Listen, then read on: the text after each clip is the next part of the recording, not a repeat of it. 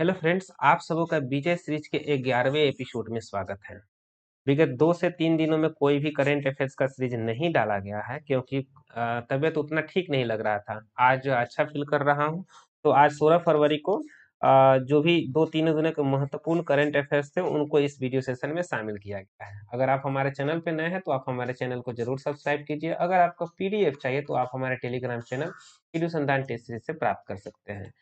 तो आज के लिए पहला प्रश्न लिया गया है, भारत, फ्रांस और किस देश ने हाल ही में त्रिपक्षीय ढांचे के तहत सहयोग के क्षेत्र की घोषणा की है? ऑप्शन दिया गया है अमेरिका, यूएई, फ्रांस और जापान। इसका सही उत्तर हो जाएगा ऑप्शन नंबर बी, यानी यूएई, भारत, फ्रांस, ये 3 देशों ने मिलकर जो है अपने आपसी बढ़ावा को देने के लिए, आपसी सहयोग के क्षेत्र में बढ़ावा देने के लिए औपचारिक रूप से एक घोषणा पत्र पे हस्ताक्षर किया है। बात करते हैं हम यूएई का, तो यूएई ने जो हाल ही में जो है चंद्रमा पर अपना पहला रोवर भेजा था। रोवर क्या होता है? एक रोबोट द्वारा संचालित एक यान होता है, जो कि बहुत सारे अंतरिक्ष एजेंसी जो है चंद्रमा पे, मंगल पे, बुध पे भेजा करते हैं, ताकि वहाँ का जो क्या है स्थिति पता लगाया जा सके। तो इन्होंने जो अपना रोवर भेजा था, उसका नाम क्या था? राशिद था। भारत ने भी अपना एक रोवर वहां भेजा हुआ था, याद होगा आप लोगों को, ठीक है। इसी प्रकार से यूएई की राजधानी की बात करें, तो वहां की राजधानी आबू धाबी है। यूएई की मुद्रा यूएई दिरहम है, जबकि यूएई के राष्ट्रपति है शेख मोहम्मद बिन जायद। अगला प्रश्न है, naval light combat aircraft MiG 29 के ने हाल ही में किस एयरक्राफ्ट कैरियर पर सफलतापूर्वक उड़ान भरी? ऑप्शन दिए गए आईएनएस विराट, आईएनएस ध्रुव, आईएनएस कलवरी और आईएनएस विक्रांत। इसका सही उत्तर हो जाएगा option number D, INS Vikrant. यानी मिग 29, ठीक है, मिग 29 के जो है ये इन्होंने जो है हाल ही में एक समुद्री जहाज है भारतीय नौसेना का, जिसका नाम क्या है? आईएनएस विक्रांत। यहाँ से इसने जो है टेक ऑफ किया है। तो आपको बताते चले कि आईएनएस विक्रांत जो है, इसका निर्माण किया गया था कोची शिपयार्ड में। यह 2022 में भारतीय नौसेना में कमीशन किया गया था। वहीं बात करते हैं आईएनएस विराट का, तो आईएनएस विराट को ग्रेट ओल्ड लेडी के नाम से भी जाना जाता है। प्रश्न संख्या 3 है यहाँ पे, इसरो और किस देश की अंतरिक्ष एजेंसी द्वारा बनाया गया निशार उपग्रह सितंबर 2023 में भारत से लॉन्च होगा? एक उपग्रह है जिसका नाम क्या है? निशार, ठीक है। निशार उपग्रह का लॉन्च जो है भारत की जो एजेंसी है इसरो, इसरो और अन्य किस देश की एजेंसी है, दोनों का यह संयुक्त पहल होगा, उससे यह लॉन्च करेगा। ऑप्शन दिया गया है यूरोपीय अंतरिक्ष एजेंसी, रोसकोसमॉस, फिर नासा है और उसके बाद क्या है? जक्सा है। इसका सही उत्तर हो जाएगा ऑप्शन नंबर सी, नासा। अमेरिकी की अंतरिक्ष एजेंसी है एक, नासा है। तो नासा और इसरो दोनों मिलकर इस उपग्रह का सितंबर 2022 में 23 में लॉन्च करेगा। इसका मिशन क्या है? यह मिशन पृथ्वी की भूमि और बर्फ की सतहों पर पहले से कहीं अधिक विस्तार से अध्ययन करने में मदद करेगा। बात करते हैं हम कुछ महत्वपूर्ण एजेंसी की, तो आपको बताते चले, जक्सा क्या है? जापान की है, जबकि सीएनएस चाइना की है।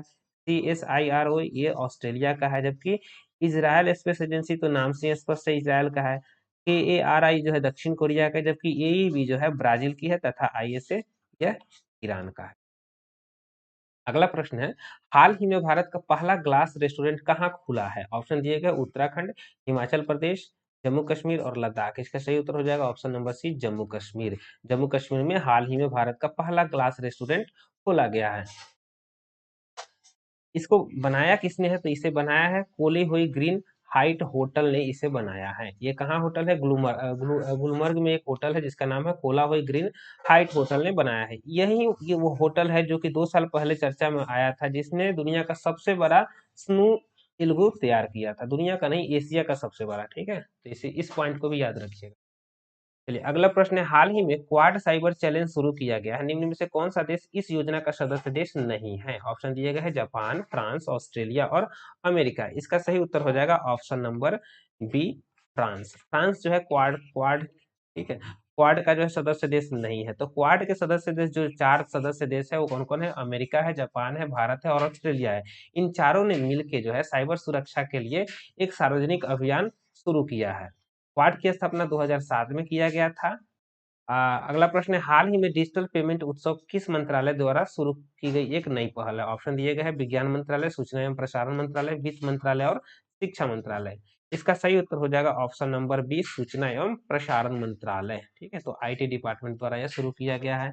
अभी बात करते हैं आईटी डिपार्टमेंट के मिनिस्टर कौन है, तो वो है अभी अश्विनी वैष्णव है। तो इन्होंने हाल ही में देश यानी डिजिटल पेमेंट को बढ़ावा देने के लिए इस योजना की शुरुआत की गई थी। तो डिजिटल पेमेंट में आपको क्या आ जाएगा, फोन पे है, गूगल पे है, अमेजन पे है, सारे पेमेंट जो है डिजिटल पेमेंट में आते हैं। इस उत्सव का आयोजन किया गया था 9 फरवरी से लेकर 9 अक्टूबर तक मनाया जाएगा।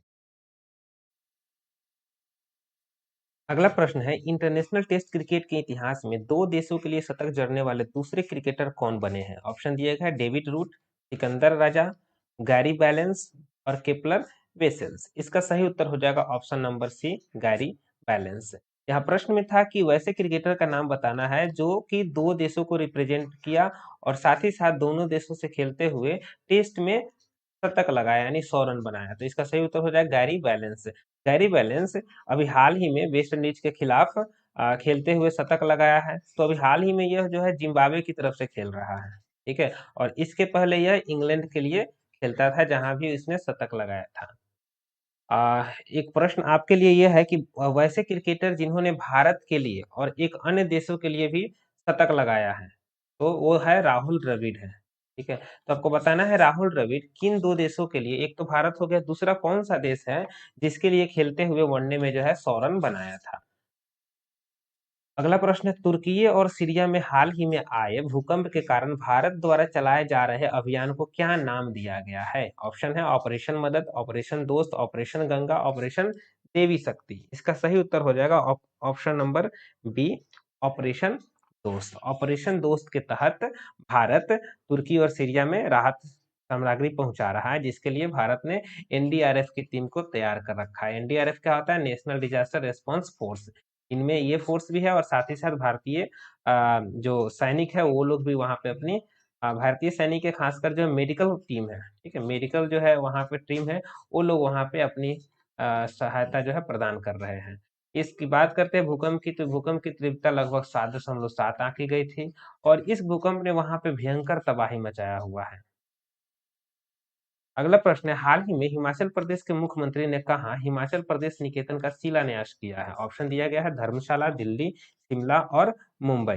ठीक है, इसका सही उत्तर हो जाएगा ऑप्शन नंबर बी, दिल्ली। उन्होंने दिल्ली में जो है शिलान्यास किया है। तो हिमाचल प्रदेश ने 25 जनवरी को अपना 53वां स्थापना दिवस मनाया है। वहां के अभी मुख्यमंत्री कौन है? वहां का मुख्यमंत्री सुखविंदर सिंह सुक्खू। इन्होंने हाल ही में सुखाश्रय सहायता कोष भी लॉन्च किया था।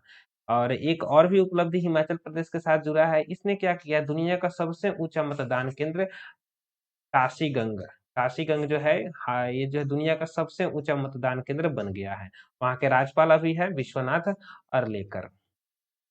चलिए नेक्स्ट प्रश्न है, हाल ही में किसने अपना नया उपन्यास विक्टर सिटी जारी किया है? विक्टर सिटी जो है, इनके जो है लेखक कौन है? ऑप्शन दिए गए सलमान रुश्दी, राखी कपूर, समीका रवि और चेतन भगत। इसका सही उत्तर हो जाएगा सलमान रुश्दी। सलमान रुश्दी का जो है अभी हाल ही में आया है, इसका नाम क्या है, विक्टर सिटी। ठीक है, विक्टर सिटी जो है एक उपन्यास है। वहीं बात करते हैं कुछ अन्य पुस्तक का, तो मेघनाथ देसाई ने अभी हाल ही में the poverty of politics economic नामक पुस्तक लिखी है। वहीं बात करते हैं शुभ्रा गुप्ता का, तो Irfan Khan a life in movies लिखी है। वहीं बात करते हैं मनसुख मांडविया ने, इन्होंने हाल ही में breaking a viral storm India's कोविड-19 वैक्सीन स्टोरी नामक पुस्तक का विमोचन किया है। तो ये पांचों पुस्तक जो है काफी महत्वपूर्ण है, 4 या 5 जो भी हो, तो उसे आप देख लीजिए। अगला प्रश्न है, ईगल 44 किस देश का पहला भूमिगत वायु सेना अड्डा है? ऑप्शन दिए गए हैं फ्रांस, जापान, ईरान और इजरायल। इसका सही उत्तर हो जाएगा option number C, Iran. Iran का यह पहला भूमिगत वायुसेना अड्डा है, इसका नाम क्या दिया गया है, ईगल। ईगल 44 वायुसेना अड्डा को क्रूज मिसाइल और लड़ाकू विमानों से लैस कर दिया।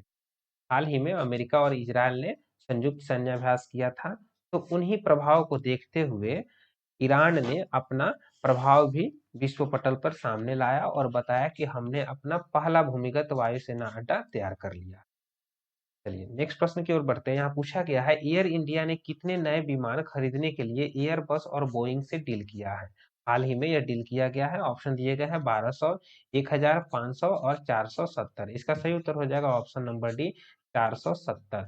470 नए एयरक्राफ्ट को डील किया गया है, लगभग 87 बिलियन डॉलर की खर्चा किया गया है। ठीक है, तो इसके तहत जो है 470 एयरक्राफ्ट खरीदे जा रहे हैं। अब इस 470 में 250 एयरक्राफ्ट ये खरीदे जा रहे हैं एयरबस से, और जबकि 220 एयरक्राफ्ट ये लिए जा रहे हैं बोइंग से। आपको बताते चले कि एयरबस जो है ये किसका है, ब्रिटिश का है, ब्रिटेन और जो है यूरोप, ये दोनों मिलके जो है एयरबस जो कंपनी है इसको चलाता है, जबकि बोइंग जो है ये केवल जो है अमेरिका का है, अमेरिका का जो है ये जो है कंपनी है। अगर देखा जाए तो यह आज तक का सबसे बड़ा एविएशन सेक्टर में डील है। चलिए नेक्स्ट प्रश्न है, एक भारत श्रेष्ठ भारत योजना के तहत भारत गौरव डीलक्स वातानुकूलित पर्यटन रेलगाड़ी कौन शुरू करेगा? ऑप्शन दिया गया है भारतीय सेना, पर्यटन मंत्रालय, भारतीय रेलवे और रक्षा मंत्रालय। इसका सही उत्तर हो जाएगा ऑप्शन नंबर सी, भारतीय रेलवे। भारतीय रेलवे द्वारा यह परियोजना शुरू किया जा रहा है। इसके तहत जो भी महत्वपूर्ण स्थान होंगे उनकी यात्रा किया जाएगा। यह जो है 28 फरवरी 2022 से स्टार्ट किया जा रहा है। यह गरवी गुजरात रेल यात्रा दिल्ली से सफदरगंज स्टेशन तक शुरू होगी।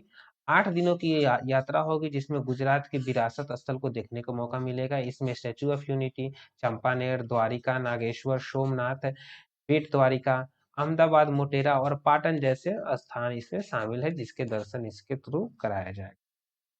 अगला प्रश्न है, राष्ट्रपति द्रौपदी मुर्मू ने कितने नए राज्यपालों की नियुक्ति की?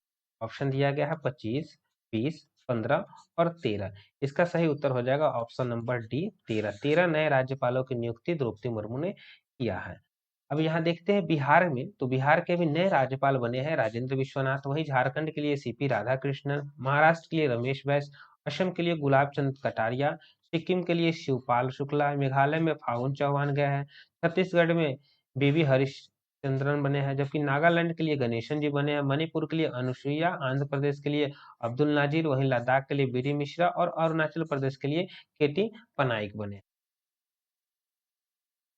15वां क्वेश्चन है, खेलो इंडिया यूथ गेम्स 2022 में कौन सा राज्य पहले स्थान पे रहा? ऑप्शन दिया गया है हरियाणा, महाराष्ट्र, मध्य प्रदेश और हरियाणा। इसका सही उत्तर हो जाएगा option number B, Maharashtra. Maharashtra इसमें पहला स्थान दर्ज किया। महाराष्ट्र ने टोटल जो है 93 स्वर्ण पदक इसमें जीता, और साथ साथ कुल मिला के यह जो 161 पदक जीता था। वही बात करते हैं दूसरे स्थान के लिए, तो दूसरे स्थान के लिए जो है हरियाणा जो है 41 स्वर्ण सहित 128 पदक जीता। तो इसकी पदक की संख्या कितनी है? 128।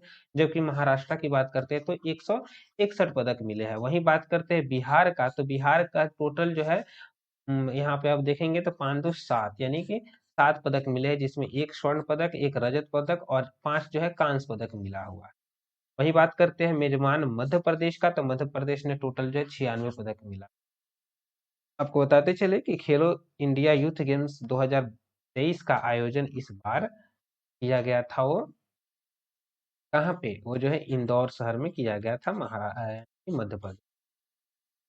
अगला प्रश्न है, 12वां विश्व हिंदू शिखर सम्मेलन कहाँ पे होगा? ऑप्शन दिए गए हैं भारत, फिजी, जापान और सिंगापुर। इसका सही उत्तर हो जाएगा option number D, Fiji. Fiji में हाल ही में जो है इसका आयोजन कर दिया गया है। तो इस आयोजन का मुख्य उद्देश्य था हिंदी को विश्व पटल पे और ज्यादा एक्सपोज करना। ठीक है? तो इस सम्मेलन का आयोजन भारत के विदेश मंत्री और फिजी सरकार द्वारा किया जा रहा है। इसका मुख्य विषय था हिंदी पारंपरिक ज्ञान से आर्टिफिशियल इंटेलिजेंस। इसका उद्घाटन वहां के प्रधानमंत्री सितविनी राबुका और साथ साथ भारत के विदेश मंत्री डॉक्टर जयशंकर जी ने किया। बात करते हैं हम पहला विश्व हिंदी शिखर सम्मेलन का, तो यह हुआ था 1975 में नागपुर में। हर वर्ष भारत में 14 सितंबर को हिंदी दिवस मनाया जाता है। तो फिजी में इसका आयोजन किया जा रहा है। तो फिजी की राजधानी शुआ है, जबकि फिजी की मुद्रा है फिजियन डॉलर। इतने सारे तथ्य याद रखिए। चलिए 17 नंबर क्वेश्चन में देखते हैं, हाल ही में किस थीम के साथ अंतरराष्ट्रीय विज्ञान दिवस मनाया गया? ऑप्शन दिया गया है गर्ल आइडिया, साइंस, वीमेन और आइडिया। इसका सही उत्तर हो जाएगा option number D, idea. Idea जो है इस बार का थीम था। तो आइडिया का फुल फॉर्म क्या होता है? Innovative, demonstrative, elevate, advance and sustain. तो इस थीम के तहत इस बार अंतरराष्ट्रीय वैज्ञानिक दिवस मनाया गया।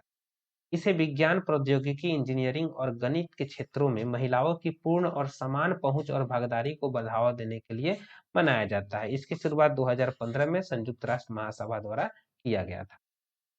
18वां प्रश्न है, हाल ही में जारी विमानन सुरक्षा रैंकिंग में भारत को किस स्थान पर रखा गया है? ऑप्शन दिया गया है 55वां, 63वां, 94 और 112वां। इसका सही उत्तर हो जाएगा ऑप्शन नंबर ए 55वां। ठीक है, यानी इसको 55वां जो है रैंक मिला है। वहीं बात करते हैं पिछला रिपोर्ट का, तो पिछला रिपोर्ट में से 112, भारत को 112 मिला था, जो कि अब जाकर यह 55वें स्थान पे आ गया है।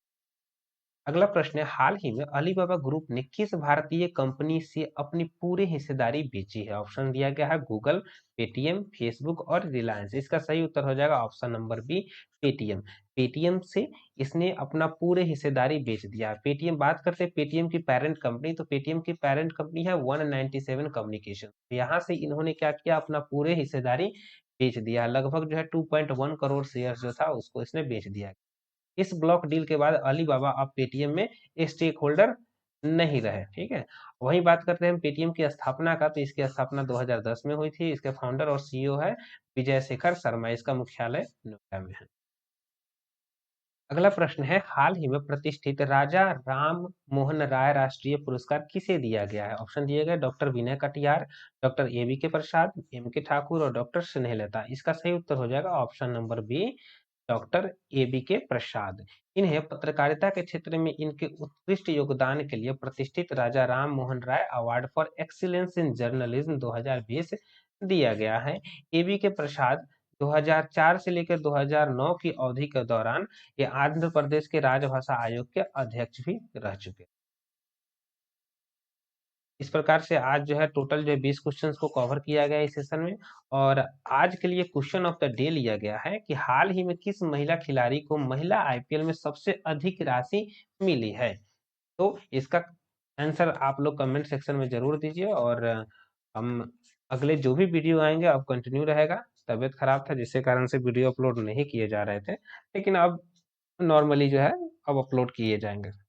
तो आप हमारे चैनल को जरूर सब्सक्राइब कीजिए। और हाँ, जो दरोगा का जो टेस्ट चल रहा था जो कि अभी रुका हुआ था, वो अब जो है स्टार्ट होने जा रहा है। एक संडे को तो आएगा ही, उसके पहले जो है उम्मीद है कि शुक्रवार तक भी एक सेट आपको मिल जाएंगे। Thank you.